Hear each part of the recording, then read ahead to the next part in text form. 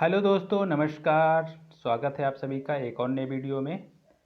दोस्तों, आज हम फिर इतिहास से संबंधित कुछ महत्वपूर्ण प्रश्न जो कि आगामी टीजीटी पीजीटी के परीक्षाओं से संबंधित हैं, बहुत ही महत्वपूर्ण प्रश्न हैं और इसको हम लोग आइए हल करें और अपनी तैयारी को बेहतर बनाएं। तो दोस्तों, आपकी स्क्रीन पर पहला क्वेश्चन है, भारतीय स्थल पर गड्ढे खोदने के साक्ष्य निम्नलिखित में से किस प्राचीन सभ्यता में पाए गए हैं? लोथल और कालीबंगा, बुर्जहोम और रंगपुर, रोपर, यहाँ रोपर लिखना चाहिए था, रोपड़ मित्रों, यहाँ रोपड़ लिखना चाहिए लेकिन यहाँ रोपर लिख उठा है, और रंगपुर में, कालीबंगा और सुरकोटड़ा में। तो आपको बताना है गड्ढे खोदने वाले जो साक्ष्य मिले हैं वो कहाँ से मिले हैं। तो ये ऑप्शन नंबर बी सही हो जाएगा मित्रों, बुर्जहोम और रंगपुर में जो है ये गड्ढे खोदने के साक्ष्य मिले हैं भारत में। लेकिन ये बुर्जहोम कहाँ है? कश्मीर में है। और रंगपुर कहाँ है मित्रों? ये रंगपुर जो है गुजरात में है। ठीक, आप लोग इसको ध्यान रखें। अगला क्वेश्चन है आपकी स्क्रीन पर, निम्नलिखित में से कौन सा प्राचीन भारत के एक उपकरण परंपरा से नहीं जुड़ा है? आपको बताना है कौन प्राचीन भारत के एक उपकरण परंपरा से नहीं जुड़ा है। मोस्ट्रेरियन, असुलिसियन, ओल्डवान, ग्रोसियन। तो इसमें से बताना है आपको कि कौन भारत में वह उपकरण नहीं पाया जाता है। तो ऑप्शन नंबर डी सही हो जाएगा मित्रों, ऑप्शन नंबर डी, ग्रोसियन जो है वो भारत में नहीं पाया गया है। ठीक, अगला क्वेश्चन है, अगला क्वेश्चन आपके स्क्रीन पर है, ताम्र प्रसारण काल में वृत्ताकार गर्त ग्रहों की प्राप्ति निम्नलिखित किस स्थानों से हुई है? आपको बताना है जो ताम्र पाषाण काल था उसमें गर्त ग्रह कहाँ से प्राप्त हुए हैं? नौदा टोली से, आहाड़ से, हड़प्पा से, इनाम गांव से। तो ऑप्शन नंबर इसमें जो हो जाएगा मित्रों, ऑप्शन नंबर डी, इनाम गांव। इनाम गांव कहाँ है दोस्तों? इनाम गांव महाराष्ट्र में है। ठीक है, इनाम गांव महाराष्ट्र में, और कहाँ पे है? पुणे में, पुणे जिला में इनाम गांव है। अगला क्वेश्चन है दोस्तों, निम्नलिखित में से भारत में निम्नलिखित में किस नौपाषाणिक स्थल को सर्वप्रथम सूचित किया गया है?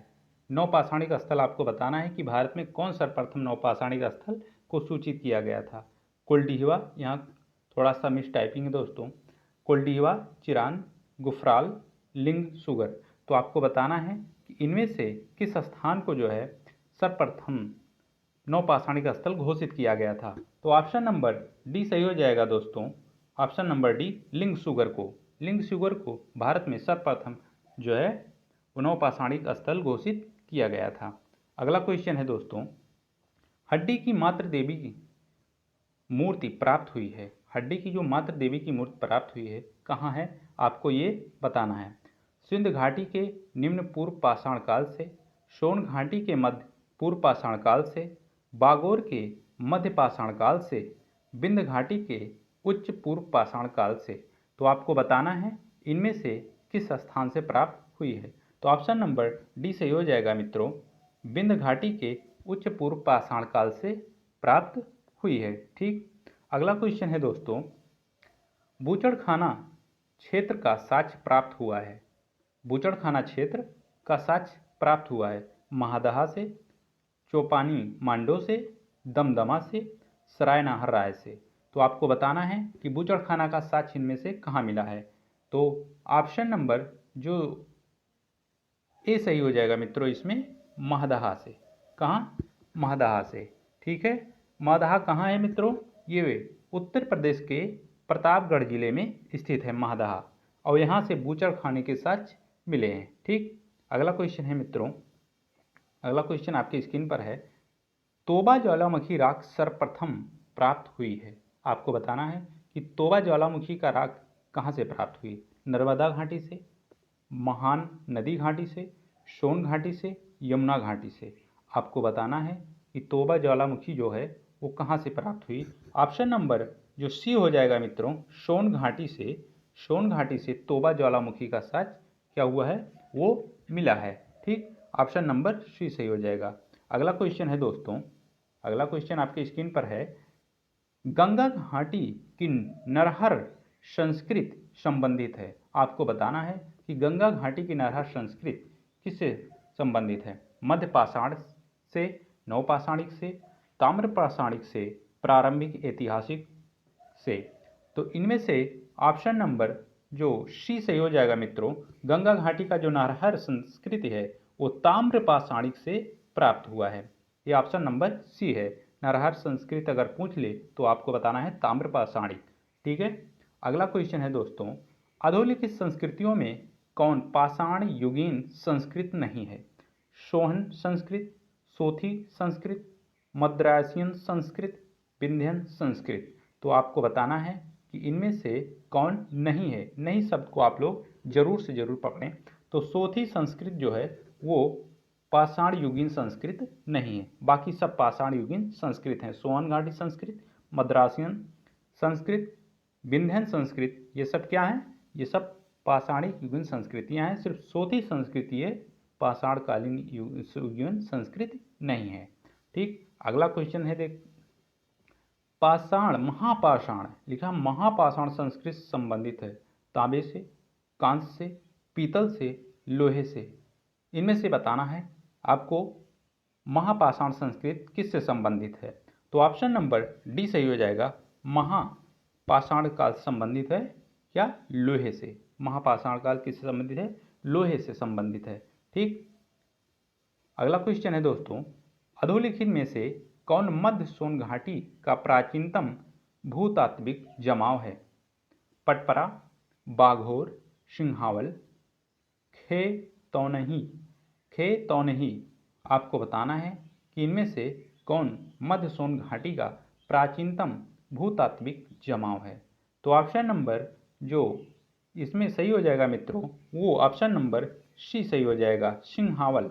सिंहावल जो है मित्रों वो सही हो जाएगा। यहाँ से जो है, यहाँ से क्या प्राप्त है, प्राचीनतम भूतात्विक जमाव प्राप्त हैं। ठीक।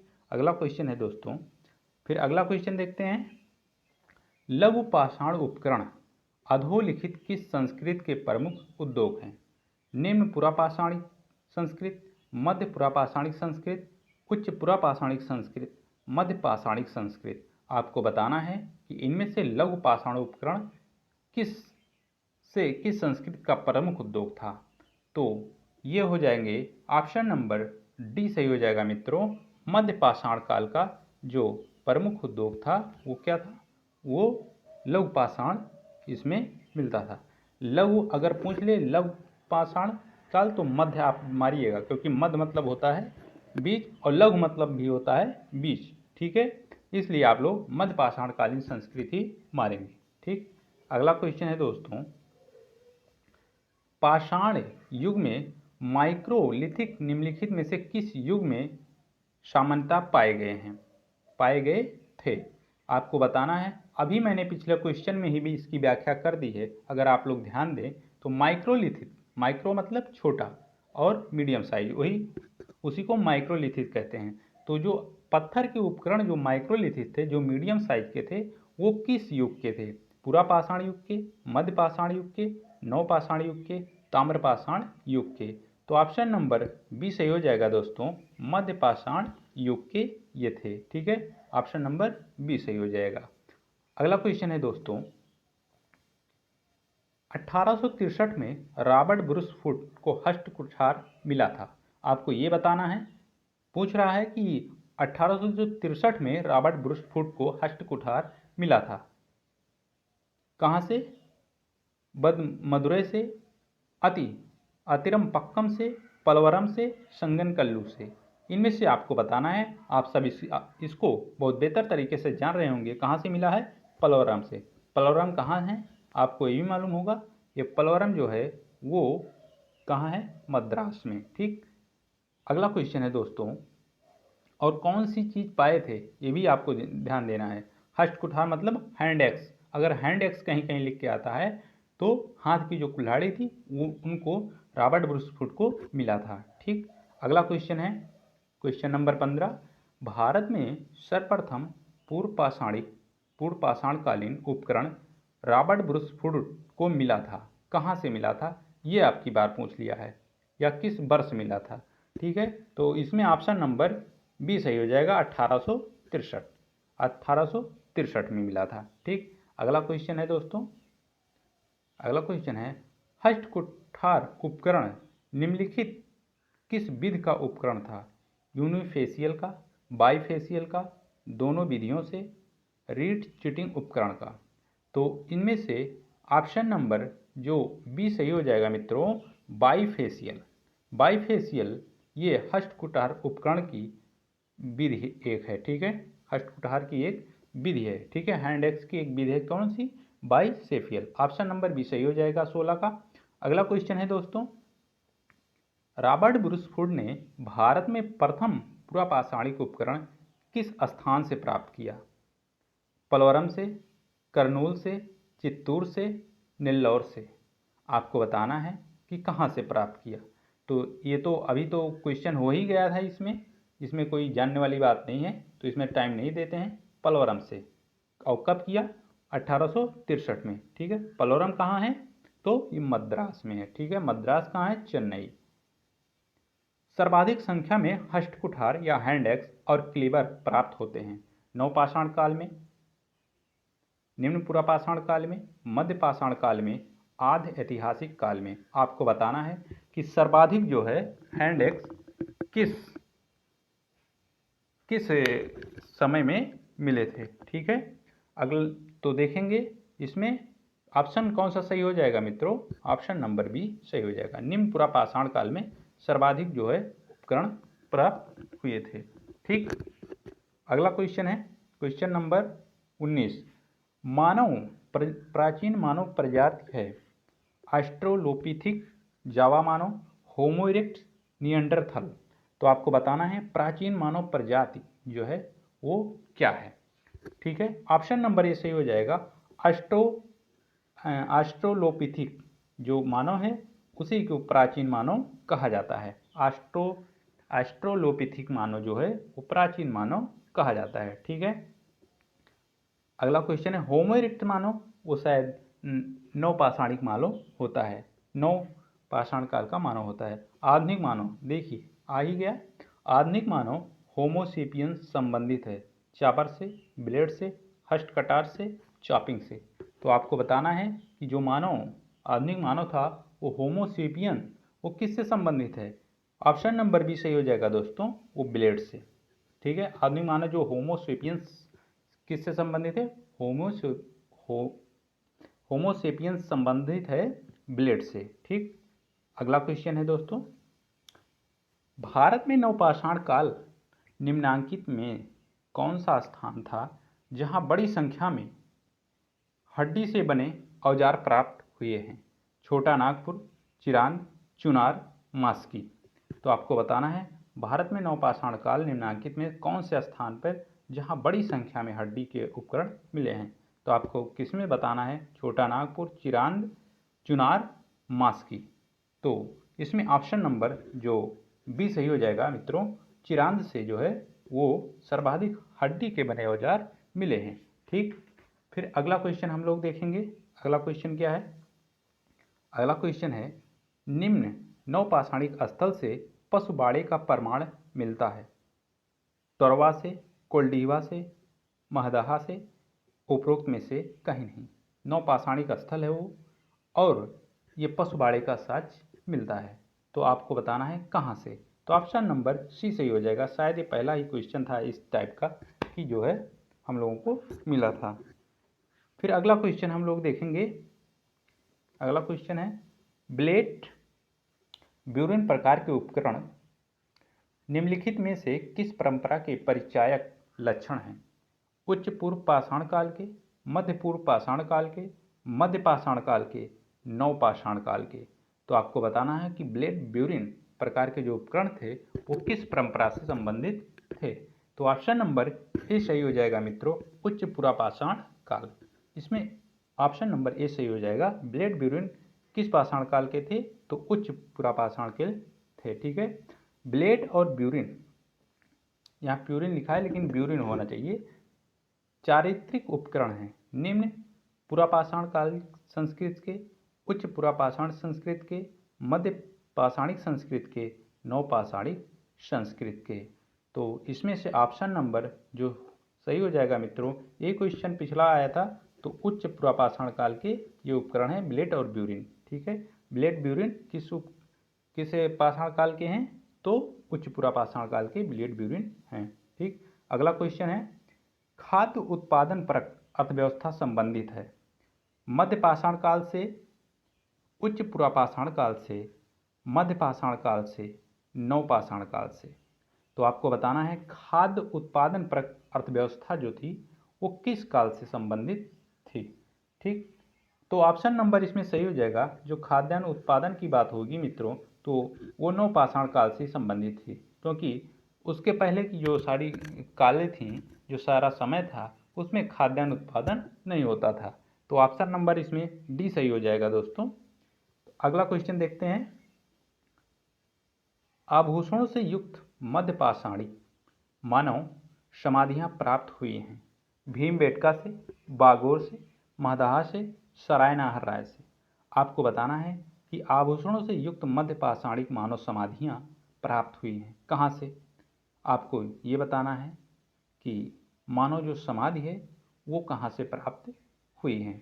ठीक, तो जो ऑप्शन इसमें हो जाएगा मित्रों, ऑप्शन नंबर सी सही हो जाएगा, महदाह से। देखिए, महदाह से 3 आप क्वेश्चन मिल चुका है कि जो है बूचड़ खाने का साक्ष्य कहाँ मिला, महदाह से। ठीक है, हड्डी के जो उपकरण मिले हैं हड्डी के, वो भी महदाह से। यहाँ लिखा है आभूषण से युक्त पाषाण मध्य पाषाणिक मानव समाधियाँ भी कहाँ से मिली हैं, महदाह से। तो ऑप्शन नंबर सी सही हो जाएगा। तो तीनों प्रश्न को आप लोग याद रखेंगे। अगला क्वेश्चन है आपकी स्क्रीन पर, मध्य पाषाणिक स्थल चौपानी मांडो स्थित है, कहाँ पे स्थित है, उदयपुर के निकट राजस्थान में, इलाहाबाद के कोराव तहसील में, बूढ़न बेलन के किनारे, प्रतापगढ़ में, मिर्ज़ापुर में। तो आपको इनमें से बताना है कि इनमें से कौन सा स्थान जो है वो सही हो जाएगा। ठीक, इनमें से ऑप्शन नंबर मित्रों जो सही हो जाएगा वो जो है ऑप्शन नंबर बी सही हो जाएगा। वैसे ये जो बूढ़ी बेलन बताया है मित्रों, वैसे बूढ़ी बेलन के किनारे नहीं है, जबकि मेजा तहसील में है। बूढ़ी कोरवा तहसील नहीं, बल्कि ये मेजा, यहाँ कोरवा तहसील ये जो है ये गलत है, ये मेजा तहसील के किनारे है। ठीक है, ये मेजा तहसील में बूढ़ी बेलन नदी के किनारे है। ठीक है, अगला क्वेश्चन देखते हैं दोस्तों, बागोर प्रथम काल का संबंध निम्नलिखित में से किस संस्कृति से है, उच्च पुरापाषाण काल, मध्य पाषाण काल, ताम्रपाषाण काल, लौह काल। तो आपको बताना है कि बागोर प्रथम काल का संबंध किससे है।